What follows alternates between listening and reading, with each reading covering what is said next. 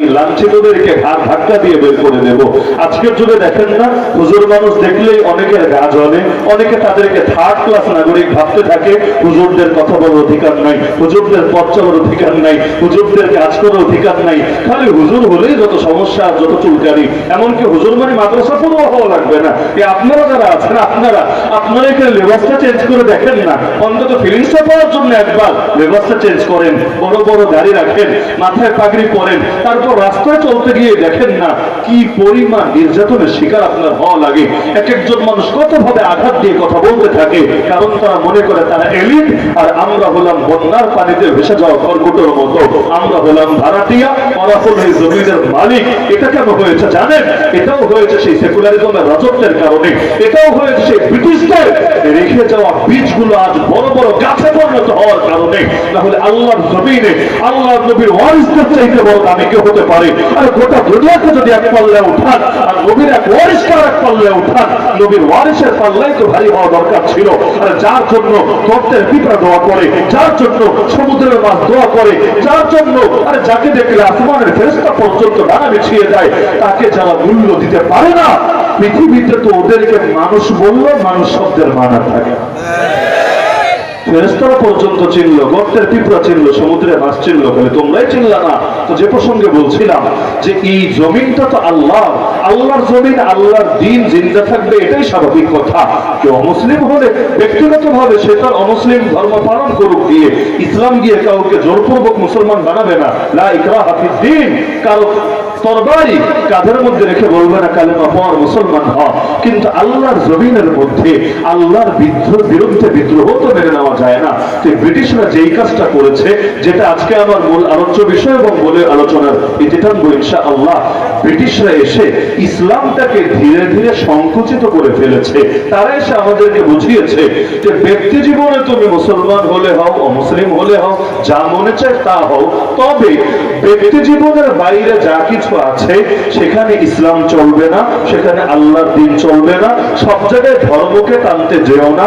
আমরা যখন ধর্মের কথাগুলো বলতে যাই, আমাদেরকে বারবার বাধাগ্রস্ত করা হয় এই পয়েন্টেই, সব জায়গায় ধর্মকে টানতে যেও না। তো যেই জায়গায় ধর্ম টানবো না, ও জায়গায় কি টানবো? ধর্মের বিপরীত কি? অধর্ম। তো ধর্ম যদি না টানি, অধর্ম টানবো। আল্লাহকে যদি না টানি, ইবলিসকে টানবো। আরে যদি রবের বন্দেগের পরিচয় না দেই, শয়তানের পূজা অর্চনার পরিচয় দেব? নাউযুবিল্লাহি মিন যালিক। তো তারা এসে ইসলামকে প্রথমে আলাদা করেছে এক নম্বরে রাজনীতি থেকে। আমি এখানে রাজনৈতিক আলাপ করছি না, আমি ওদের সেই সাবেক ষড়যন্ত্র দেখাচ্ছি, যেটা 47-এ শুরু হলো, আজ 2024, আর আগামীতে কতকাল চলবে আল্লাহ ভালো জানে। প্রথমে এসে বুঝিয়েছে যে ধর্ম সীমাবদ্ধ থাকবে ব্যক্তি জীবনে, আর ব্যক্তি জীবনের বাইরে যা আছে এখানে ধর্মকে টানা যাবে না। এমনকি এখানে আপনারা যারা আছেন, যদিও মাদারীপুরে আমার প্রথম আশা হিসাবে আমি এটাও জানি না কথাগুলো কার কাছে কেমন লাগছে, ভালো লাগছে না খারাপ লাগছে। যদিও ভালো লাগে বা খারাপ লাগা দিয়ে আমার কিছু আসা যায় না, কারণ বান্দাকে রাজি করার জন্য আমরা অতীতেও কথা বলি নাই, এখনো বলি না, আগামীতে কখনো বললে আল্লাহ তাআলা আমাদেরকে হেফাজত করুক। আপনারা আমাদের কথা শুনবেন না, আগ থেকে না করে দিচ্ছি, খবরদার শুনবেন না। ওই গোমরাহের দায় আমরা নেব না। বলতে তো হবে আল্লাহকে রাজি খুশি করার জন্য। বান্দার ভালো লাগলেও কিছু আসে যায় না, মন্দ লাগলেও কিছু আসে যায় না। বলবেন হুজুর তাহলে দাওয়াত দিব না? আরে দাওয়াত পাওয়ার জন্য আমরা বয়ান করিও না। কোন কথা বললে দাওয়াত আসবে আর কোন কথা বললে আসবে না, ওগুলো যারা চিন্তা করে এদের জবান দিয়ে হক কথা বের হতে পারে না। এখন জমিনের বাস্তবতা হয়ে গিয়েছে, অনেক মানুষ এমন একদিকে হারামে, টাটকা হারামে লিপ্ত, আর একদিকে নামাজ পড়ে পড়ে কপালে দাগ ফেলে দিয়ে এমন একটা ফিল নিচ্ছে যে আমার হাসান বসরিতে পরিণত হয়ে গিয়েছে। অনেক সময় আমরা পর্যন্ত এদেরকে প্রমোট করি, হুজুর আমাদের মাদ্রাসার অনেক বড় খাদেম, অনেক সহযোগিতা করেন তিনি মাদ্রাসা, তাকে ছাড়া মাদ্রাসা চলেই না। আচ্ছা ভালো কথা, মাশাআল্লাহ। তো ভাই আপনার নাম কি? নাম এটা। কি করেন? হুজুর আমি অমুক সুদী ব্যাংকে চাকরি করি। নাউযুবিল্লাহ। মাদ্রাসার খেদমত করা এমন না যে কেউ যদি জীবনে এক পয়সা মাদ্রাসায় না দেয় ওর জান্নাতের দরজা বন্ধ হয়ে যাবে, ও জান্নাতে যেতে পারবে না। যদি সে তার সব ফরজ হক ঠিকঠাক ভাবে আদায় করে, যাকাত সদকা দিয়ে, ছেলেকে মাদ্রাসায় হয়তো দেয় নাই, গরিব দুঃখীকে অন্য জায়গায় দিয়েছে, ওর জান্নাত কি আটকে যাবে? কিন্তু যার রক্তের সঙ্গে সুদ মিশ্রিত হয়ে গিয়েছে। আমি আগেই বলেছি এখানে অনেকে থাকতে পারেন এটাকে আত্মসমালোচনা হিসাবে নেন, এটা ভাইবেন নাকি রে হুজুরকে আমারে খোঁচা দিল নাকি, খোঁচা টোচার বিষয় না। রোগ যদি চিহ্নিত না হয় সমাধান কিভাবে আসবে রে ভাই? আরে যেই সুদের বিরুদ্ধে আল্লাহ লানত, যেই সুদের বিরুদ্ধে রাসূলুল্লাহ লানত, যেই সুদখোরের বিরুদ্ধে রব্বুল আলামিন সূরা বাকারায় যুদ্ধের ঘোষণা দিয়েছেন, ওই সুদের মধ্যে যে লিপ্ত থাকে সে কিভাবে ভেবেছে টুকটাক সুন্নাত নফল মুস্তাহাব আমল করেই জান্নাতি হয়ে যাবে? আল্লাহ রাসূল বলেন মানুষের দোয়া যে কবুল হয় না এর অন্যতম কারণ যে একজন মানুষ বড় পেরেশান, মাথার চুলগুলো উস্কো খুস্কো, পা ধুলো মলিন, খোলা ময়দানে গিয়ে মরুভূমিতে চিৎকার করে কাঁদছে, ইয়া রাব্বি ইয়া রাব্বি ইয়া রাব, হে আমার রব হে আমার রব হে আমার রব।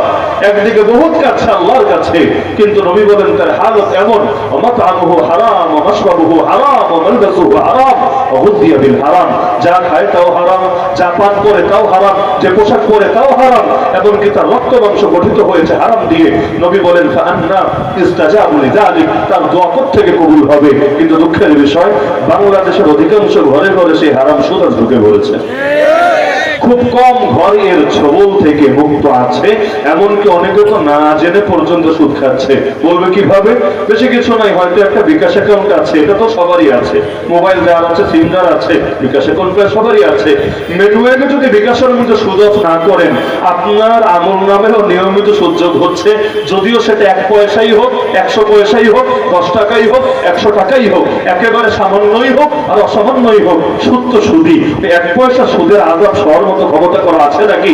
রাখেন ব্যক্তি, আরে ব্যক্তি ব্যক্তি ব্যক্তি এরকম হাজার জন যদি আমরা থাকি সেটা ভিন্ন আলাপ, কিন্তু বাংলাদেশ নামক রাষ্ট্রের অর্থনীতির মেরুদণ্ড যে বানানো হয়েছে সুদ, এর সমাধান কি হবে রে ভাই? ব্যক্তির নয় তো মাহফিল করে, দাওয়াতের মেহনত করে, আত্মশুদ্ধির মেহনত করে আমি বলবো ঠিক আছে ভাই, সুদ ছেড়ে দাও, সুদে চাকরি ছেড়ে দাও, সুদ লেনদেন ছেড়ে দাও। আল্লাহ তাআলা তোমার কপালে যে রিজিক লিখে এসেছে সেটা অবশ্যই আসবে আসবে। আলা ওয়া ইন্না নাফসান লাম তামুত হাত্তা তাস্তাকমিলা রিজকাহা, নবী জানিয়েছেন রিজিক যতদিন পুরোপুরি ভোগ না করবেন মরণও আসবে না আপনার কাছে। আজরাইল এসে আপনার জান কবজ করতে পারবে না। জন্ম হয়েছে পরে, রিজিক লেখা হয়েছে আগে।